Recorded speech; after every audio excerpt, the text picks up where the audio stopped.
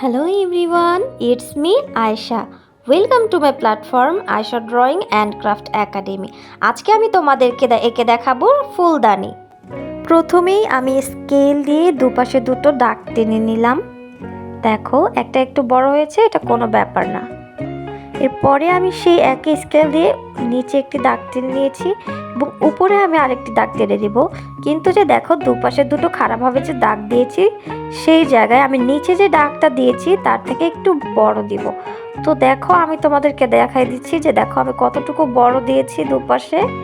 এখন আমি যেটা করব, এই দাগের উপরে আরেকটু বড় করে, মানে এই দাগটার থেকেও আরেকটু বড় করে একটা দাগ দিয়ে দিব।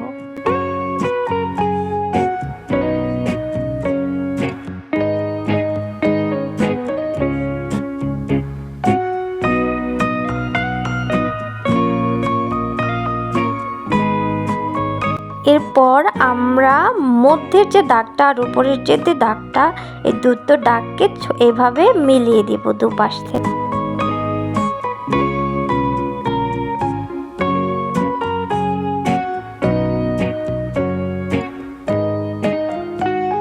ব্যাস, এবার আমরা দুপাশ থেকে ফুলদানির শেপ দিয়ে দিব।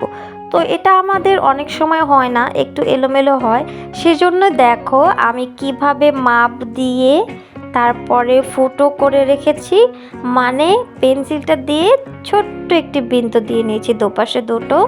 এবার এটা আমাদের শেপ দিতে অনেক সহজ হয়ে যাবে। দেখো এখন জাস্ট উপর থেকে এই বিন্দু বরাবর দিয়ে বিন্দু থেকে নিচ বরাবর দিয়ে দিব, তাহলেই দেখো এটা শেপটা কত সুন্দর হয়ে যায়। তোমরা যখন এটা করবা কোনো তাড়াহুড়া করবে না, তাহলে দেখবে যে এটা মিলবে না আর দেখতে ভালোও লাগবে না। তো দেখো আমাদের প্রথমটা মিলানো হয়ে গেছে, এখন আমরা দ্বিতীয়টা মিলাচ্ছি। দেখেছো শেপটা একদম দুটোই সমান হয়েছে না? আর যদি আমরা বিন্দু দিয়ে না করতাম তাহলে দুপাশের দুটো সমান হতো না। এবার আমরা বাকি যে দাগগুলো আছে ওগুলো সুন্দর করে মুছে দিব, যেটা আমাদের প্রয়োজন নেই। এবার আমরা এই ফ্লাওয়ার ভাসটার মাঝখানে একটু ডিজাইন করে নিব। সেজন্য আমি এখানে এভাবে একদম সোজা সোজা একদম সহজভাবে করেছি। তোমরা চাইলেও একটু আঁকা বাঁকা করে ঢেউ ঢেউ ডিজাইনও দিতে পারো, ত্রিভুজ আকারেও দিতে পারো, গোল গোলও দিতে পারো, সেটা তোমাদের পছন্দ মতো দিয়ে দিও, ভালো লাগবে দেখতে। আমি তোমাদের বোঝার সুবিধার্থে এভাবেই দিলাম। ফুলদানি তো আঁকা হয়ে গেল, শুধু কি ফুলদানি আঁকলেই হবে? এটাতে ফুল না থাকলে কি এটা শোভা পাবে? তো দেখো আমি আমার পছন্দ মতো খুব সহজভাবে 3টি ফুল এঁকে নিয়েছি, তোমরা তোমাদের ইচ্ছে মতন এঁকে নিও।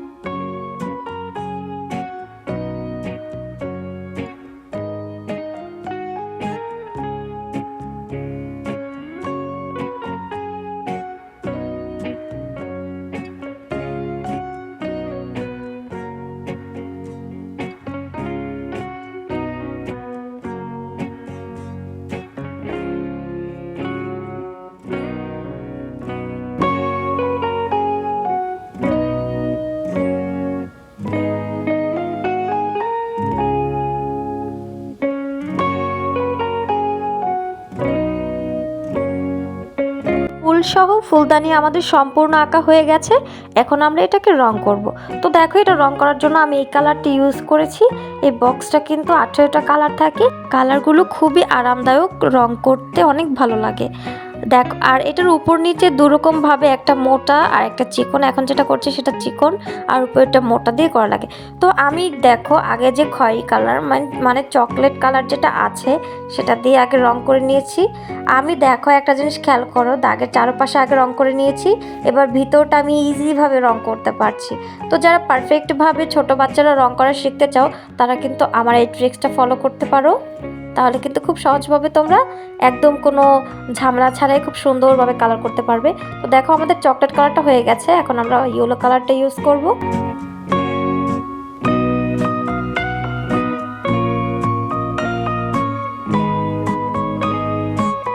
এরপরে আমরা ফুলগুলো রং করব। ফুলগুলো রং করার আগে ডাঁটিগুলো আগে রং করে নিচ্ছি সবুজ কালার, আর উপরে এখানে আমি হালকা যে পিঙ্ক কালারটা আছে সেটা ইউজ করেছি, তারপরে আমি করেছি অরেঞ্জ কালার, আর তারপরে রেড কালার। তো দেখো এই আমাদের সম্পূর্ণ ড্রয়িংটা হয়ে গেল। এটার নাম হচ্ছে ফুলসহ ফুলদানি। তোমরা কিন্তু এই ড্রয়িংটা অবশ্যই ট্রাই করবে। আশা করি তোমাদের ভিডিওটি ভালো লেগেছে। চ্যানেলটি অবশ্যই সাবস্ক্রাইব করে দেবে নতুন কোনো কিছু শেখার জন্য।